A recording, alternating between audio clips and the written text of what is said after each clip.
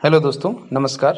आज दिनांक 15 मई 2023 को मैंने केंद्रीय विद्यालय संगठन में पीजीटी ज्योग्राफी के पद के लिए मैंने इंटरव्यू दिया और इस पद के लिए ये मेरा पहला अनुभव था इंटरव्यू देने का। तो मैं बताऊं कि पूरे आज के दिन में क्या-क्या हुआ इंटरव्यू के दौरान। तो सबसे पहले हम उस सेंटर पे पहुंचे जहां पे इंटरव्यू था। सेंटर लखनऊ में था, गोमती नगर केंद्रीय विद्यालय।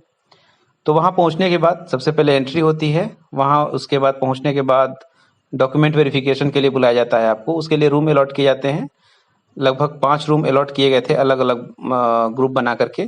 चूंकि बच्चों की संख्या बहुत ज़्यादा थी जो अपीयर होने वाले थे उस सब्जेक्ट में, तो 5 ग्रुप में 5 कमरे में जो है डॉक्यूमेंट वेरिफिकेशन हो रहा था। और डॉक्यूमेंट वेरिफिकेशन में आपको जो चीज़ें पहले से बताई गई हैं, आप सबको जो है इंटरव्यू लेटर मिल गया होगा। तो उसमें जो चीज़ें जो भी बताई गई हैं कि आपको क्या-क्या लेके आना है, जैसे कि आपको आपके एकेडमिक रिकॉर्ड्स की जो भी चीज़ें हैं, उनको ओरिजिनल लेकर के आना है, उनका एक सेट कॉपी बना करके लेकर के आना है, बायोडाटा फॉर्म आपके पास है, उसको फिलअप करके जो है 5 सेट बना करके लेके जाना है। इसके अलावा अंडरटेकिंग है कि आप कहीं भी पूरे इंडिया में कहीं भी सर्व करने के लिए रेडी हैं। अगर आपको कहीं भेजा जाता है तो आप जाएंगे। हालांकि जो अंडरटेकिंग वाला फॉर्म है वो वहाँ पे देते हैं, वो फिर से अगर आपके पास नहीं भी है तो। और अगर आप किसी कास्ट कैटेगरी से आते हैं तो आपको प्रोफार्मा पहले ही दिया जा चुका है। तो उम्मीद है कि अगर आपका कल इंटरव्यू है यानी कि 16 मई को, तो आपने उस प्रोफार्मा में अपना कास्ट सर्टिफिकेट बनवा लिया होगा। अगर नहीं भी होगा तो कोई परेशान होने की जरूरत नहीं है। आप वहाँ पे अंडरटेकिंग दे करके कि नहीं बनवा पाया या जो भी रीजन हो, आप ज्वाइनिंग के टाइम प्रोड्यूस कर देंगे। तो ये कोई बहुत बड़ी टेंशन की बात नहीं है। तो जब आप वहाँ पे डॉक्यूमेंट वेरिफिकेशन के लिए पहुंचेंगे तो सारे डॉक्यूमेंट्स आपके ओरिजिनल देखे जाते हैं, चेक किए जाते हैं। बायोडाटा फॉर्म 5 कॉपी ली जाती है। वो 5 कॉपी जो है बोर्ड मेंबर्स के पास जाती है, जो बोर्ड मेंबर आपके इंटरव्यू लेने वाले हैं। और उसके बाद जो है कुछ समय बाद जब डॉक्यूमेंट वेरिफिकेशन हो जाएगा तो आपको इंटरव्यू के लिए बुलाया जाएगा। अब मैं अपना अगर अनुभव बताऊं कि मेरा इंटरव्यू कैसा रहा, तो लगभग 15-20 मिनट मेरा इंटरव्यू चला होगा। वहाँ पे आप जब पहुँचते हैं, हालांकि ज़रूरी नहीं है कि जो चीज़ें मेरे साथ हुई वो हर किसी के साथ हो, लेकिन कमोबेश चीज़ें जो है बिल्कुल एक ही जैसी होती हैं, बहुत ज़्यादा अंतर भी नहीं होता है। तो आप जब कमरे में पहुँचेंगे तो हो सकता है कि आपसे इंट्रोडक्शन पूछा जाए।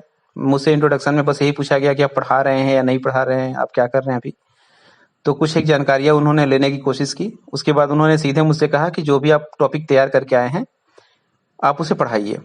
हालाँकि ये भी मैं बताऊँ कि आज बहुत सारे छात्रों के साथ ऐसा भी हुआ कि उन्हें ये कहा गया कि आप ये टॉपिक पढ़ाइए। उन्होंने खुद ही टॉपिक दिया और मोस्टली केसेज़ में ऐसा हुआ कि उन्हें खुद ही टॉपिक उन्होंने दिया कि आप इस टॉपिक को पढ़ाइए चलिए। तो उसमें 2 रास्ते हैं। अगर आपसे भी ऐसा कहा जा रहा है कि आप ये टॉपिक पढ़ाइए, तो अगर आपको आता है वो टॉपिक, तो आप बिल्कुल बेशक पढ़ाइए, अच्छे से पढ़ाइए। वो बहुत अच्छा इंप्रेशन भी देगा कि आप अच्छे से, वो आपकी किस्मत हो सकती है कि वो जो टॉपिक दे वो आपको अच्छे से आता भी हो। ये बहुत बड़ी बात होगी अगर ऐसा होता है तो। और अगर नहीं भी आता है तो आप बहुत ऑनेस्टली, पोलाइटली आप ये बात कह दीजिए कि सर अभी इस टॉपिक को मैं अच्छे से रिकॉल नहीं कर पा रहा हूँ। मैं ये टॉपिक तैयार करके आया था, अगर आप परमिशन दें तो मैं इस टॉपिक को पढ़ाऊँ। मेरे ख्याल से ये एक अच्छा अप्रोच होगा।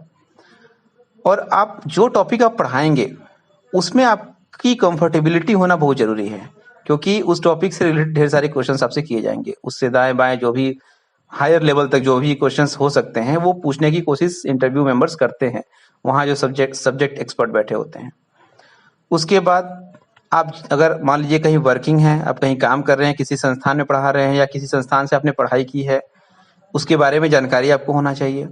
आप अगर कहीं अपने होम टाउन से अलग कहीं काम कर रहे हैं, उस जगह के बारे में जानकारी। आपको आपको अपने होम टाउन के बारे में जानकारी, वहाँ की ज्योग्राफी, स्पेशली ज्योग्राफी का मेरे कहने का मतलब ये है कि वहाँ के फिजियोग्राफी से लेकर के वहाँ का एग्रीकल्चर, इकोनॉमी, वहाँ का डेमोग्राफी, सब कुछ आपको पता होना चाहिए। तो ये सब कुछ क्वेश्चंस हैं, ये कुछ तो तैयारियां हैं जो आप कुछ घंटे में कर सकते हैं। और अगर आपने बहुत ज़्यादा तैयारी नहीं भी की है तो बहुत पैनिक होने की ज़रूरत नहीं है। बिल्कुल कंफर्ट होकर के आप इंटरव्यू में अपीयर होइए और बिल्कुल परेशान होने की ज़रूरत नहीं है। जिन सवालों के जवाब आते हों उन्हें आप बताइए, जितना समझा सकते हैं समझाइए। नहीं आता है तो आप ऑनेस्टली कह दीजिए कि सर मैं इसे रिकॉल नहीं कर पा रहा हूँ, या मैं नहीं अभी बताने की स्थिति हूँ, या नहीं पढ़ा है मैंने, जो भी आपको अच्छा लगे आप उस तरीके से ऑनेस्टली आप कहिए। तो मेरा इंटरव्यू का एक्सपीरियंस ऐसा ही रहा। अगर मैं लर्निंग की बात कहूँ कि क्या मैंने सीखा जो आपको मैं बता सकूँ, तो पहली लर्निंग ये होगी कि टॉपिक वही आप पढ़ाइएगा जिस पे आपका अच्छे से कमांड हो। ये बहुत ज़रूरी है, क्योंकि वो एक अच्छा इंप्रेशन देगा आपके बारे में, है ना, कि आपने कम से कम वो टॉपिक जो आप पढ़ा रहे हैं वो अच्छे से आप तैयार करके तो आए हैं। और एक ही यही एक खास लर्निंग है, बाकी क्या है मतलब अपने आप जहाँ पे रह रहे हैं उसके बारे में जानकारी तो होना ही चाहिए जो कि पूछा जा रहा है वहाँ पे। तो बस इतना ही है मेरी तरफ से आपको बताने के लिए। और बिल्कुल पैनिक नहीं होना है, अगर आपने नहीं पढ़ाई किया है तो आपको परेशान होने की ज़रूरत नहीं है। जितना आप जानते हैं आपने रिटन एग्ज़ाम क्वालीफाई किया है, तो आपकी जानकारी बेशक बहुत अच्छी होगी। और कॉन्फिडेंट होकर के जाना है इंटरव्यू में। कॉन्फिडेंस जो है सबसे ज़रूरी चीज़ है जो आप इंटरव्यू में लेके जा सकते हैं डॉक्यूमेंट के अलावा मेरे ख्याल से। तो आप सबको ऑल द बेस्ट। आप अच्छे से अपीयर होइए और go for the positive result.